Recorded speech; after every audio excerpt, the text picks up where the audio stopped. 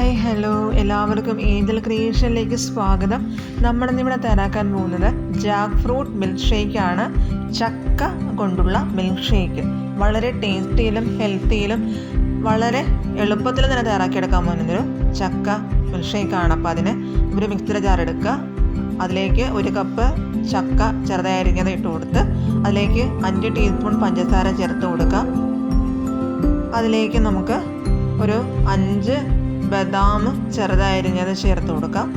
ഒപ്പം തന്നെ നമുക്കതിലേക്ക് ഒരു 8 അണ്ടിപ്പരിപ്പ് ചെറുതായി അരിഞ്ഞതും ചേർത്ത് കൊടുത്ത് 1 ഗ്ലാസ് പാലും ചേർത്ത് നന്നായിട്ട് ഒന്ന് അടിച്ചെടുക്കാം.